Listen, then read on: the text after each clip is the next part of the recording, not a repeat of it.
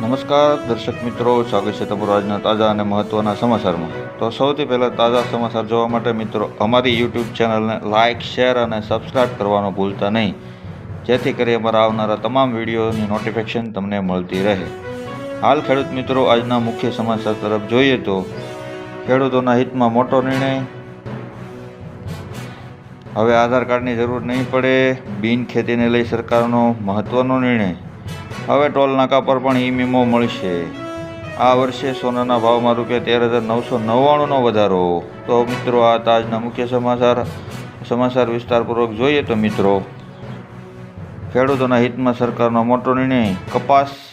હાલ મિત્રો કપાસ અને અન્ય ખરીફ પાકોનું વાવેતર કરતા ખેડૂતો માટે કામના સમાચાર છે।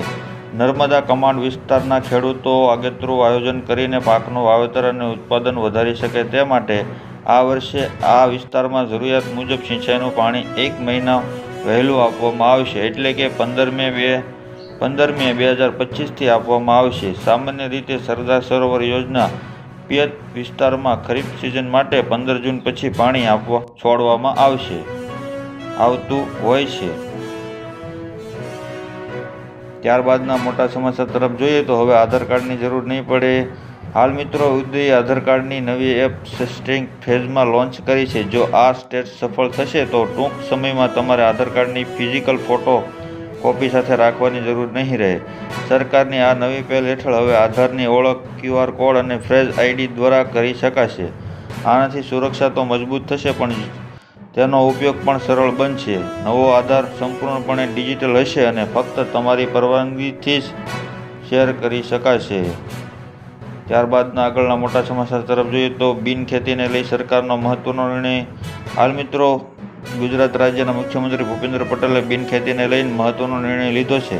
ખેતીની જમીનની વેચાણ નોંધ પ્રમાણિત કરવા અંગેનો નિર્ણય કરતી વખતે ખેડૂત ખરાઈની ચકાસણીમાં તથા મૂળથી જૂની શરત બિન ખેતી માટે પ્રીમિયમને પાત્ર હોય એવી જમીનો માટે બિન ખેતીમાં ફેરવવાની અરજદારની અરજી આવે ત્યારે માત્ર ખેડૂત ખરાઈના હેતુસર અરજીની તારીખથી 25 વર્ષ પહેલાંના રેકોર્ડને ધ્યાને લેવાનું રહેશે।